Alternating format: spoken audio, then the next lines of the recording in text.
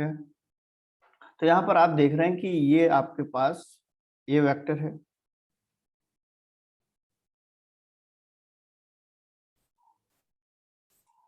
ये आपको यहाँ पर ए वेक्टर गिवन है, ये बी वेक्टर्स गिवन है। इन दोनों वेक्टर्स के टेल से टेल ज्वाइन किया गया है, फिर एक ये पैरेललोग्राम कंप्लीट किया गया है, और ए वेक्टर और बी वेक्टर के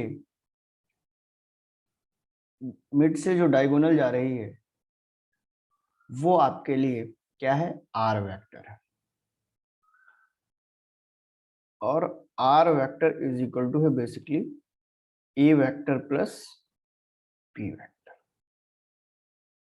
are vector is equal to है आपके लिए A vector plus B vector.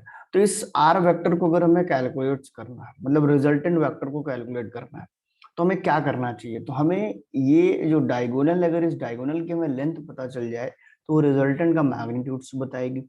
और अगर अल्फा या बीटा की वैल्यू पता चलती है तो हमें ये पता चलेगा कि जो आपका रिजल्टेंट वेक्टर है वो ए वेक्टर या बी वेक्टर के साथ क्या एंगल बना रहा है। तो इसके लिए हम क्या करते हैं, यहाँ पर इस तरीके से लाइन को थोड़ा सा एक्सटेंड कर देते हैं और इस पॉइंट से यहाँ पर ड्रॉ कर देते हैं परपेंडिकुलर। अगर आपने परपेंडिकुलर ड्रॉ किया तो यहाँ पर इसके कुछ पॉइंट्स के नेमिंग कर देते हैं, नंबरिंग से कर देते हैं, 1 2 3 और 4। और ये जो आपने परपेंडिकुलर ड्रॉ किया है ये 0.5। तो अगर आप ध्यान से देखें 1 3 और 5, क्या ये एक राइट एंगल ट्राइंगल बन रहा है? 1 3 5 1 ये आपके लिए एक राइट एंगल ट्राइंगल बन गया। और अगर ये राइट एंगल ट्राइंगल है तो जो 1 3 साइड है वो ही तो रिजल्टेंट का क्या है, मैग्नीट्यूड से। तो आपको अगर रिमेनिंग 2 साइड्स के बारे में इंफॉर्मेशन हो तो आप बहुत इजीली इस मैग्नीट्यूड्स की वैल्यू फाइंड कर सकते हो।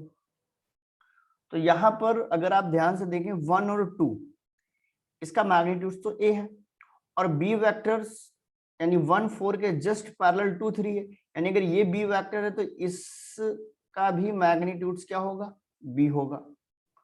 यहाँ पर ये एंगल भी क्या होगा, थीटा होगा, because alpha plus beta is equal to क्या है, थीटा।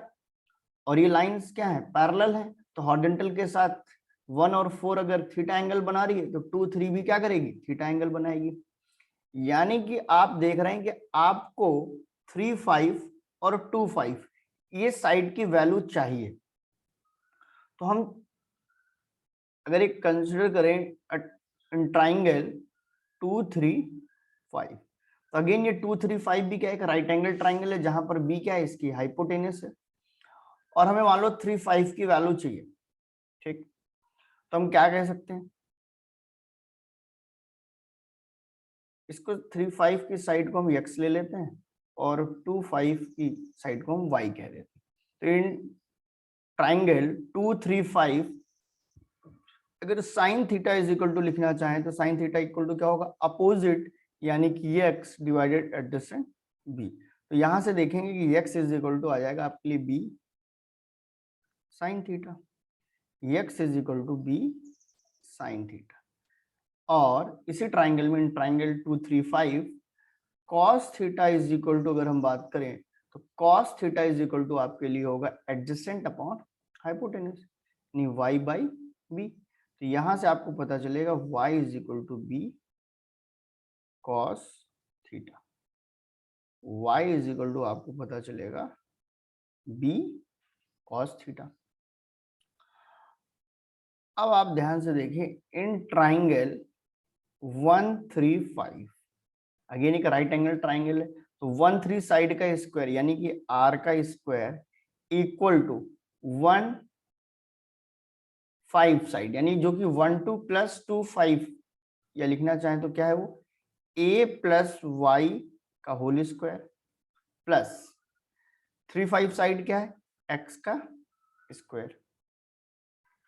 तो यहां पर हमने वैल्यू पुट कर लेते हैं, R square equal to A plus B का होल स्क्वायर, यानी ए प्लस वाई का होल स्क्वायर क्या आएगा, A square plus Y square plus 2ay plus X square, ये होगा। यहां पर हम लोग वैल्यू रख लेते हैं, R square equal to A square plus Y square is equal to क्या था, बी कॉस थीटा, तो बी कॉस थीटा का स्क्वायर प्लस 2a, वाई है आपका B cos theta plus X square यानी कि बी साइन थीटा का whole square. ठीक है, तो इसे हम लोग यहाँ पर सॉल्व करते हैं।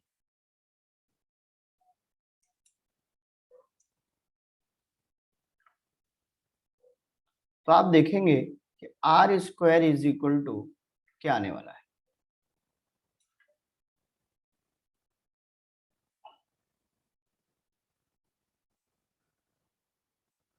आपको पता चलेगा R square is equal to A square plus B square cos square theta plus 2ab cos theta plus B square sine square theta.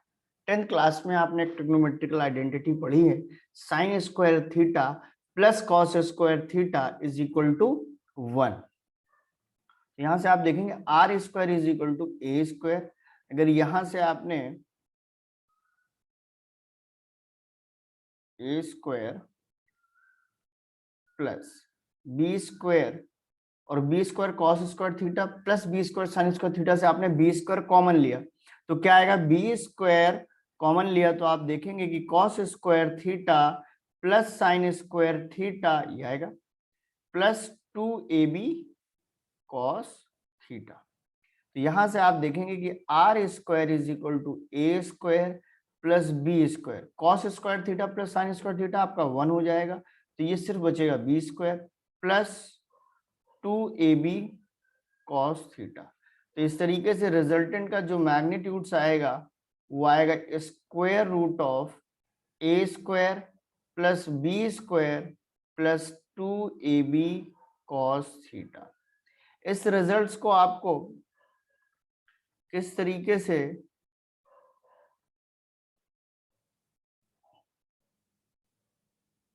समझना है कि आपको r is equal to given है, यहां पर आया square root of A square plus B square plus 2ab cos theta. मतलब आपको क्वेश्चंस में गिवन होगा दो वेक्टर्स हैं, एक वेक्टर जिसका मैग्नीट्यूड्स a है, सेकंड वेक्टर जिसका मैग्नीट्यूड्स b है, और दोनों वेक्टर्स के बीच में जो एंगल है यानी एंगल बिटवीन जो वेक्टर है वो आपको थीटा गिवन है। तो what will be the magnitude of their resultant, तो रिजल्टेंट्स का मैग्नीट्यूड आएगा square root of A square plus B square plus 2ab cos theta. Clear है, मैग्नीट्यूड्स आ गया, लेकिन अभी भी क्योंकि रिजल्टेंट एक वेक्टर है और उसकी इंफॉर्मेशन अभी भी क्या है, इनकम्प्लीट है, तो हमें क्या करना है, हमें उसकी डायरेक्शंस भी फाइंड करनी चाहिए। तो यहां पर इसकी डायरेक्शंस के लिए आप देख पा रहे हैं अगेन इन ट्राइंगल 1 3 5, अगर आप ध्यान से देखें तो एक राइट एंगल ट्राइंगल बन रहा है जहां पर आपको अल्फा की वैल्यू फाइंड करनी है, आपको ए बी और थीटा ये गिवन इंफॉर्मेशन है। तो यहां पर भी आप देख पा रहे होंगे 1 3 5 जो कि राइट एंगल ट्राइंगल है, अल्फा के जो अपोजिट साइड है यानी कि 3 5 उसकी वैल्यू x जो कि आपको पता है x is equal to B sine theta और y is equal to B cos theta, ये आपने अभी फाइंड किया।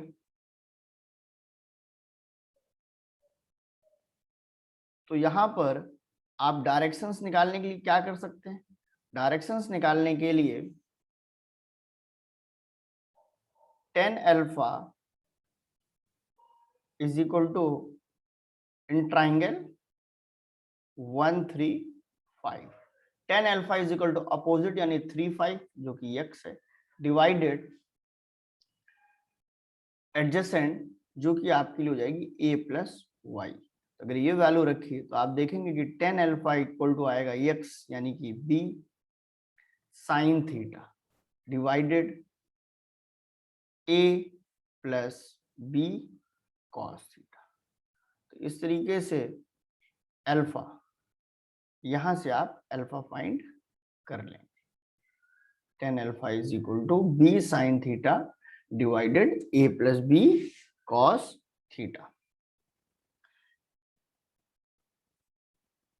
चीजों को बार बार कैलकुलेट ना करना पड़े तो आप बहुत इजीली इस बात को समझ सकते हैं कि आप देख रहे हैं इस तरीके से आपके पास एक आपको, अगर ये right angle triangles given, general बात ऐसे कर रहे हैं, और अगर मान लीजिए जैसे यहीं के हिसाब से ये बी है और ये थीटा है, तो आपने देखा कि थीटा के सामने अगर ये हाइपोटेनस गिवन है और एंगल्स गिवन है, तो एंगल के सामने साइन के टर्म्स में आ रहा है वो है बी साइन थीटा, और एंगल के साथ एडजेसेंट में जो आ रहा है वो आ रहा है बी कॉस थीटा। क्लियर है ये वैल्यू। सिमिलरली अगर आप बीटा की वैल्यू निकालना चाहते हैं, मतलब angle made by resultant vector with B vector, तो उसके लिए आप क्या करेंगे? पहला तरीका है अल्फा अगर आ चुका है, थीटा आपको पता है, तो आप खुद समझ रहे होंगे बीटा इज इक्वल टू क्या जाएगा, theta minus alpha. Beta is equal to theta minus alpha. ये सेकंड, इसी डायग्राम में अगर आप ध्यान से देखें, हमें बीटा फाइंड करना है, ठीक। और अगर बीटा फाइंड करना है तो हमने क्या किया कि यहां पर इस बी वेक्टर को आगे की तरफ एक्सटेंड किया, मतलब एक लाइन ड्रॉ करी पैरेलल टू बी वेक्टर, और फ्री वाले पॉइंट से हमने यहां पर एक परपेंडिकुलर ड्रॉ कर दिया। तो अगेन आप देख पा रहे होंगे, और इस परपेंडिकुलर इसे हम लोग 6 कह देते हैं, इसे हम लोग 6 कह देते हैं, इस पॉइंट को 6 कह देते हैं। तो आप देखेंगे 1 6 and 3 again right angle triangle हो गया। 90 के अपोजिट जो साइड है वही हाइपोटेनस है, तो यहां पर 90 के अपोजिट आपका आर वेक्टर है, यानी आर हाइपोटेनस हो जाएगा। ये बीटा है, और 10 बीटा अगर अपने को फाइंड करना है तो 10 beta is equal to opposite upon adjacent, ये करना पड़ेगा। तो यहां पर भी आपको 3 6 और 4 6 साइड की वैल्यू पता नहीं। अगर आप ध्यान से देखें, ए के वेक्टर के पैरेलल ये है, इसका भी मैग्नीट्यूड क्या होगा, ए होगा। बी वेक्टर ये रहा, हॉरिजॉन्टल लाइन ये रही, एंगल ये कितना है, थीटा, ये भी क्या होगा, थीटा। 90 के सामने हाइपोटेनस, यानी हाइपोटेनस और अगर एंगल आपको गिवन हो, हाइपोटेनस और एंगल आपको गिवन हो, तो एंगल के सामने साइन के साथ और एंगल के साथ कॉस के साथ, तो यहां पर या हाइपोटेनस की वैल्यू ए, थीटा, तो इसके अपोजिट वाली जो साइड है इसकी वैल्यू क्या आ जाएगी, 3 6 की वैल्यू आप डायरेक्ट लिख लें ए साइन थीटा। सिमिलरली 4 और 6 ये वैल्यू आपके लिए आ जाएगी ए कॉस थीटा। तो यहां से in triangle 1 6 3, in triangle 1 6 3, in triangle 1 6 3 आप लिख सकते हैं कि tan beta is equal to opposite side है a sine theta divided adjacent है b plus a cos theta, तो b plus a cos theta. इस तरीके से भी आप यहां से ये वैल्यू फाइंड कर सकते हैं। तो इस तरीके से आपको दो वेक्टर्स के रिजल्टेंट का मैग्नीट्यूड्स और डायरेक्शंस दोनों ही मालूम चल जाएगी। अगर a और b फिक्स हो, मतलब दो वेक्टर्स जिनके मैग्नीट्यूड्स फिक्स हो, बट एंगल बिटवीन वेक्टर्स अगर हम चेंज करें, तो for different angle between given two vectors जो रिजल्टेंट्स की वैल्यू भी होगी वो भी क्या आएगी, डिफरेंट आएगी।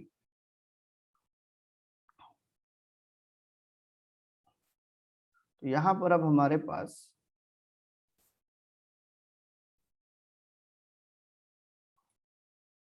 इस पूरे रिजल्ट को आपको इस तरीके से प्रोसीड करना है।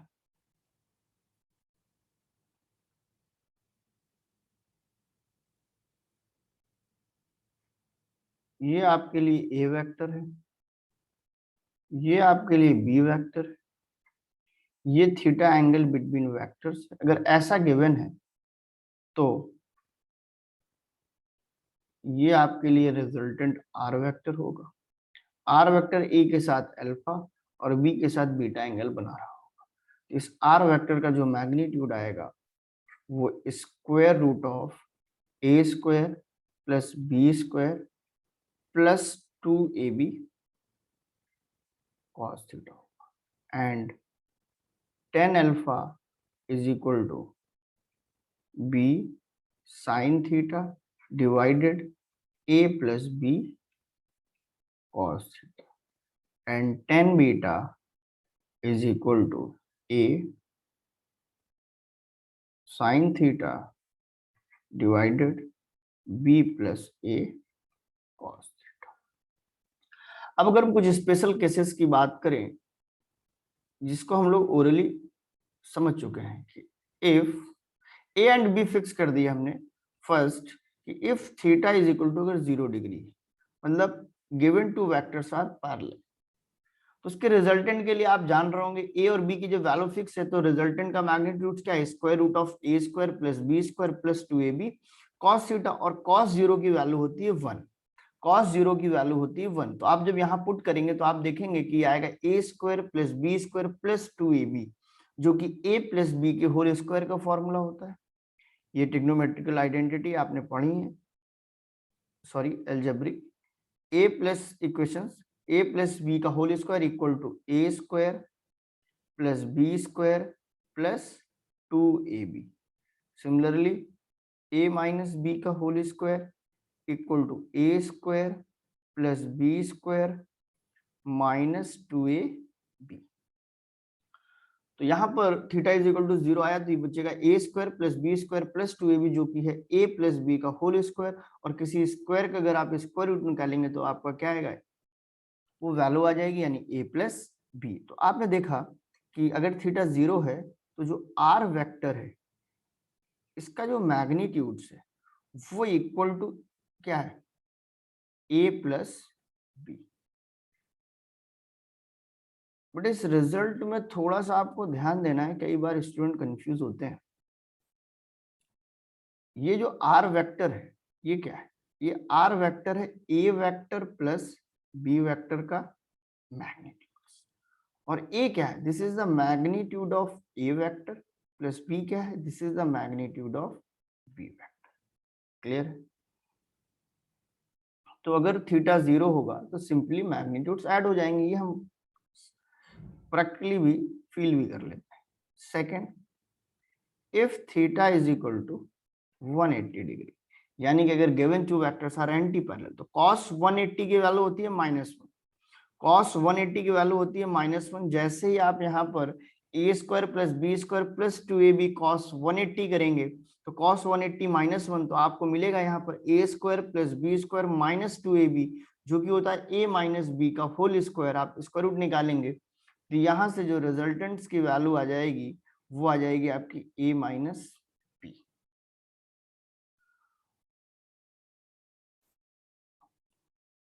और यहाँ पर अगेन इस r का मतलब क्या है, इस r का मतलब है a vector plus b vector का magnitude which is equal to magnitude of a vector minus magnitude of b vector. यानी सिंपली, अच्छा आप सब जान रहे हैं कि जैसे जैसे आप cos की वैल्यू 0 पर मैक्सिमम होती है और cos की वैल्यू 0 के बाद जैसे ही इंक्रीज करना स्टार्ट करेंगे, यहाँ पर cos थीटा की वैल्यू क्या होगी, डिक्रीज करने लगेगी, और cos थीटा की वैल्यू डिक्रीज करेगी तो ये r की वैल्यू भी क्या करेगी, डिक्रीज करेगी। मतलब ये जो आप देख रहे हैं कि दो वेक्टर्स, अगर दो वेक्टर्स a और b हैं तो इन दोनों वेक्टर्स का जो मैक्सिमम मैग्नीट्यूड्स हो सकता है, दो गिवन वेक्टर्स जिनके मैग्नीट्यूड्स गिवन है आपको और डायरेक्शंस गिवन नहीं है, और आपसे कहा जाता है कि आपको कब इनका रिजल्टेंट मैक्सिमम मिलेगा, तो जब दोनों वेक्टर्स सेम डायरेक्शंस में काम करेंगे तभी उन दोनों वेक्टर्स का रिजल्ट क्या होगा, मैक्सिमम होगा। और उस आर मैक्स की वैल्यू क्या होगी, उस आर मैक्स की वैल्यू होगी दोनों वेक्टर्स के मैग्नीट्यूड का सम। मतलब अगर ए और बी आपको गिवन है तो इस मैक्सिमम वैल्यू से कभी भी ज्यादा मिलने वाला नहीं। सिमिलरली डिक्रीज करते करते यहाँ पर सीधे सीधे मैग्नीट्यूड्स क्या हो रहे हैं, सब्ट्रैक्ट हो रहे हैं। तो ये रिजल्टेंट की क्या है, मिनिमम वैल्यू है, जो कि क्या है a माइनस बी। बाकी सारे के सारे केसेस में इसकी वैल्यू जो होगी रिजल्टेंट की, वो इस रेंज के बीच में ही लाई करेगी। कभी भी आपको दो वेक्टर्स ए और बी, उनके मैग्नीट्यूड्स गिवन है, तो इन वेक्टर्स की कभी भी मैक्सिमम वैल्यू उन दोनों के मैग्नीट्यूड्स के सम के से ज्यादा नहीं होगी, और कभी भी उन दोनों के मैग्नीट्यूड्स के सब्ट्रैक्शन से कम नहीं होगी। तो मिनिमम वैल्यू आपके लिए a माइनस बी पॉसिबल है, और मैक्सिमम वैल्यू आपके लिए a प्लस बी पॉसिबल है। तो जो रिजल्टेंट की अगर रेंज लिखना चाहें आप, तो रिजल्टेंट की जो रेंज हो सकती है वो आपके लिए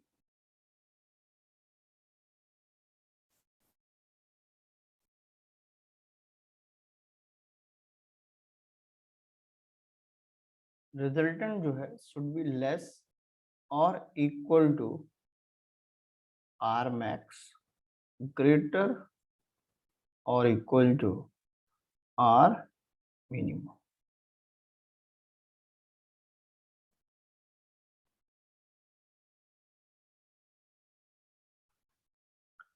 सिर्फ इस पर बेस्ड बहुत अच्छे अच्छे क्वेश्चंस डिजाइन किए जा सकते हैं।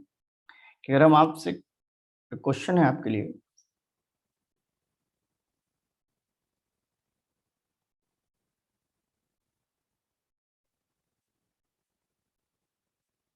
कि आपको एक वेक्टर ए गिवन है जिसका मैग्नीट्यूड से आपके लिए 10 न्यूटन, और एक दूसरा वेक्टर है जिसका मैग्नीट्यूड है 4 newton, then which can be the resultant of A and B। कुछ ऑप्शंस दे रहे हैं, चार क्या आपको सेलेक्ट करना है। 3 न्यूटन मल्टीपल चॉइस कर दिया, 7 न्यूटन थर्ड है आपके लिए, 14 न्यूटन, 20 न्यूटन, 25 न्यूटन एंड 13। ऐसे लिखते करा ए वेक्टर और बी वेक्टर, जहां पर ए वेक्टर का मैग्नीट्यूड 10 न्यूटन है, बी वेक्टर्स का मैग्नीट्यूड 4 न्यूटन है, और आपसे कह रहा है कि which can be the resultant of A and B. जैसा कि आप जानते हैं यहाँ पर अगर आपको थीटा दिया होता तो आप सीधा सीधा फॉर्मूला जानते हैं, R equal to square root of A square plus B square plus 2ab cos theta. अगर आपको ए बी और थीटा गिवन है तो आप बहुत आसानी से इस आर की वैल्यू निकाल सकते हैं। लेकिन यहां पर आपको थीटा के बारे में कोई इंफॉर्मेशन नहीं है, तो जब थीटा के बारे में इंफॉर्मेशन नहीं है तो हमें कैसे सोचना है कि भाई ये ए वेक्टर का मैग्नीट्यूड 10 न्यूटन है और बी वेक्टर्स का मैग्नीट्यूड 4 न्यूटन है। अगर ये दोनों मैग्नीट्यूड्स के वेक्टर आपके पास हो तो आपके पास जो मैक्सिमम वैल्यू आ सकती है वो क्या आ सकती है सर, वो मैक्सिमम वैल्यू तो इन दोनों वेक्टर्स का सम हो जाएगा, जो कि क्या आएगा, मैग्नीट्यूड्स का सम हो जाएगा 10 प्लस 4 यानी कि 14। मतलब अगर आपके पास 10 न्यूटन और 4 न्यूटन के दो वेक्टर्स हैं तो इन दोनों वेक्टर्स से आपको जो मैक्सिमम वैल्यू मिल सकती है रिजल्ट की, वो मिल सकती है 14 न्यूटन। और आर जो मिनिमम हो सकता है, यानी जो रिजल्टेंट की मिनिमम वैल्यू हो सकती है, वो है सब्ट्रैक्शन। तो 10 माइनस 4 किया तो ये आ गया 6 न्यूटन।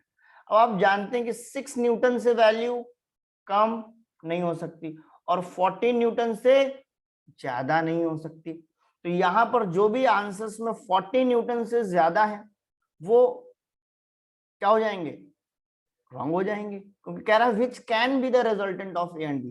कौन है जो इनमें से कौन है जो ए और बी का रिजल्टेंट हो सकता है। तो यहां पर आपने देखा कि 14 न्यूटन से ज्यादा यानी कि 20 न्यूटन नहीं हो सकता, 25 न्यूटन नहीं हो सकता, 30 न्यूटन नहीं हो सकता। क्लियर है?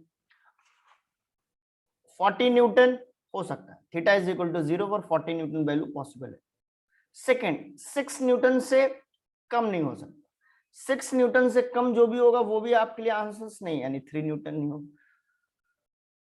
तो आपके पास दो ऑप्शंस हैं, 7 न्यूटन और 40 न्यूटन। तो इस तरीके से आप से क्वेश्चंस पूछ ले जाते हैं। तो अगर यहाँ पर आप थीटा फाइंड कर सकते हो। अगर मान लो इसी क्वेश्चंस को हम लोग थोड़ा सा एक्सटेंड करें और आपसे पूछने की कोशिश करें कि आपको भाई ए वेक्टर गिवन है, बी वेक्टर गिवन है और रिजल्टेंट भी 7 न्यूटन ले लिया, क्योंकि 40 न्यूटन तो क्लियर है कि भाई थीटा इक्वल टू 0 पर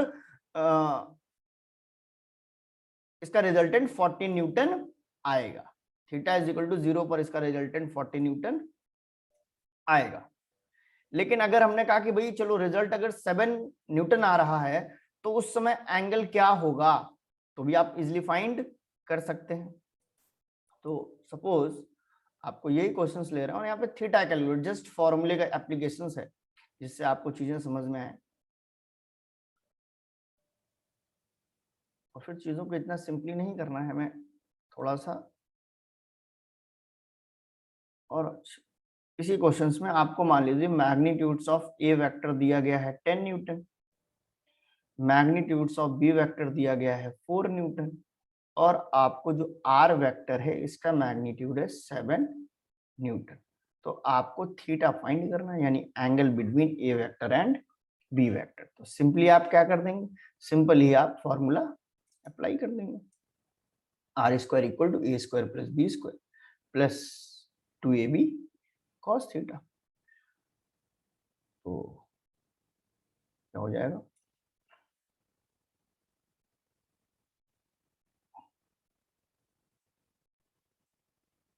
are square equal to A square plus B square plus 2ab cos theta.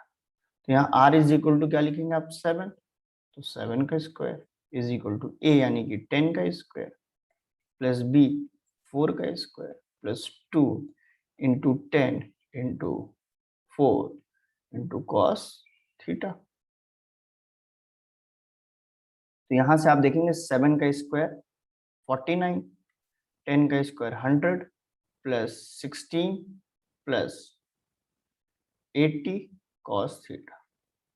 इसे जब आप सॉल्व करेंगे तो आप देखेंगे कि 49 minus 100 minus 16 is equal to 80 cos theta.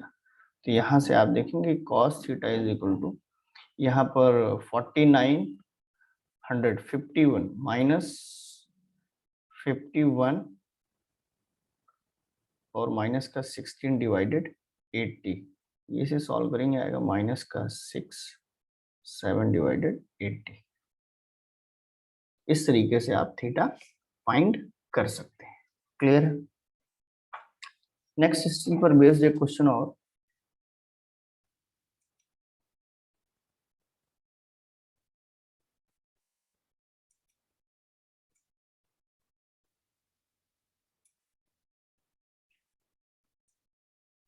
आपको क्वेश्चन सॉल्व करने के लिए कुछ सेकंड के लिए आप क्या कर सकते हैं कि आप क्वेश्चंस आने के बाद उसे थोड़ा सा पॉज कर लें और खुद से ट्राई करें। क्वेश्चन कह रहा है कि which pair of the following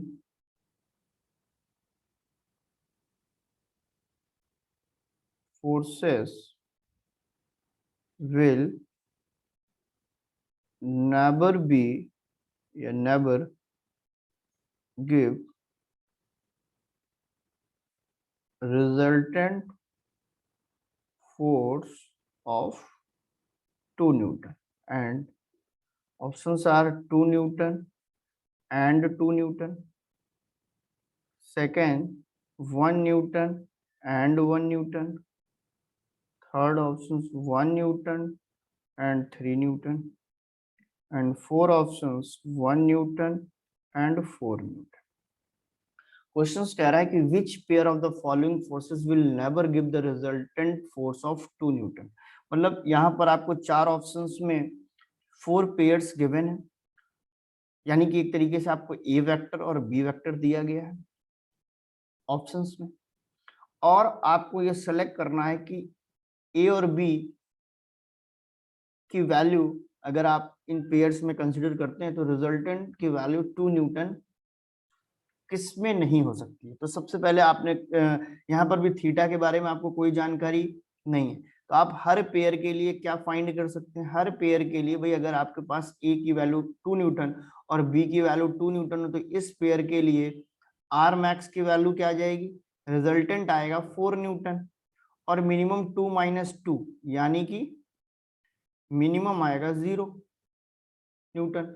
और आप देख रहे हैं कि 2 न्यूटन, क्वेश्चंस में ये चीज का ध्यान देना है, force following forces will never give resultant force of 2 Newton, मतलब इनमें से कौन सा पेयर जो 2 न्यूटन नहीं दे सकता है। तो यहाँ पर आप देख रहे हैं भाई 0 से लेकर 4 के बीच में आपका रिजल्ट आ सकता है और 0 4 के बीच में 2 न्यूटन है, यानी यहाँ तो पॉसिबल है। सिमिलरली अगर 1 और 1, इसे ध्यान से देखें, ये आपने अगर लिया तो इसके लिए आर मैक्स क्या आएगा भाई, दोनों का मैग्नीट्यूड का सम, यानी 1 + 1 क्या हो जाएगा 2 न्यूटन।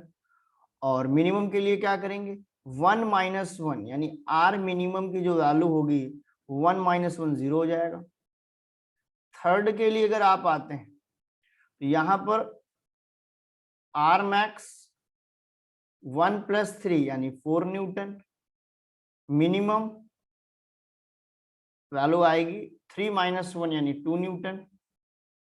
इस पेयर के लिए R max is equal to 4 - 1, sorry R max 4 + 1 5 newton and R minimum जो कि होगा 4 - 1 यानी 3 न्यूटन। तो यहाँ पर भी 0 और 2 के बीच, 0 और 4 के बीच में 2 आ सकता है। यहाँ पर 2 न्यूटन मैक्सिमम वैल्यू दिख ही रही है, यहाँ पर 2 न्यूटन मिनिमम वैल्यू दिख रही है।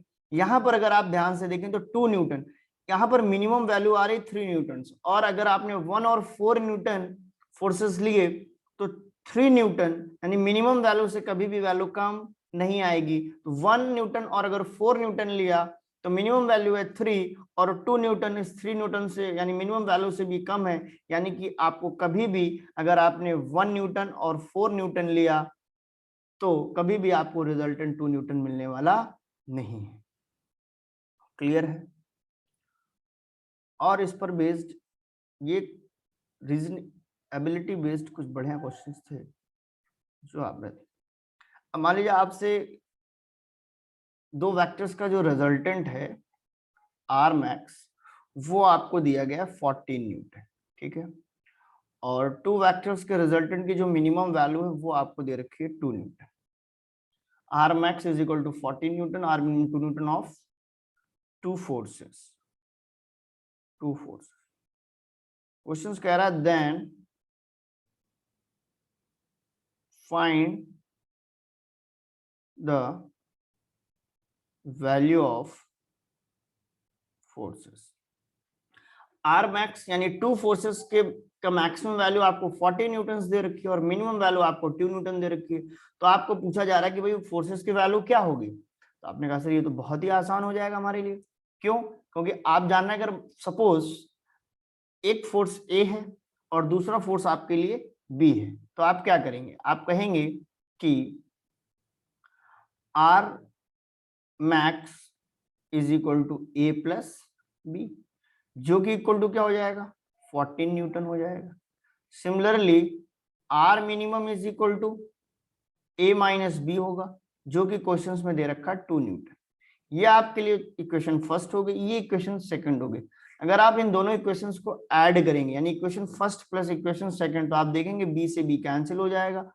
2a इज इक्वल टू आएगा आपका 14 + 2 यानी 16 न्यूटन।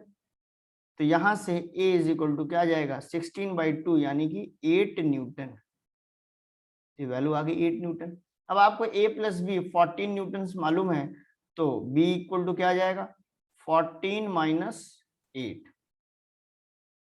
जो कि क्या हो जाएगा 6 Newton.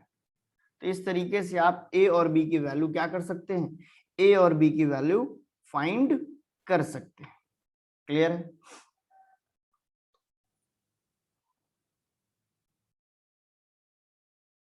Next question,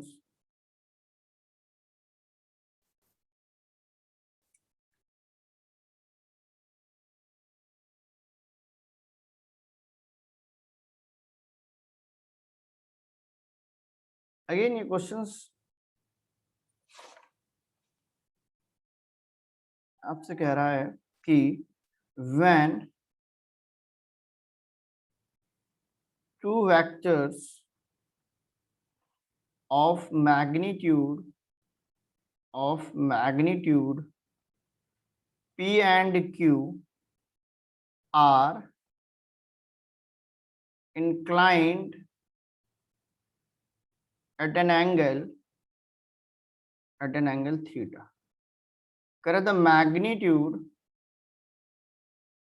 magnitude of their resultant is 2p.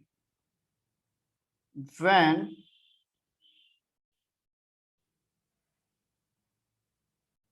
the inclination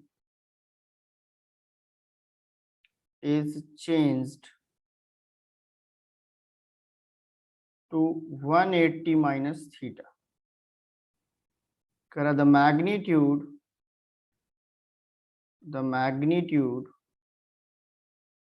of the resultant is half. Correct? Find the ratio of P to Q, and your options are √2 ratio √3, second 1 ratio √3, third 1 ratio √2, and D is a √3 ratio √2. ये questions हम उम्मीद करेंगे कि ये सारा इस questions को आप सभी सॉल्व करेंगे और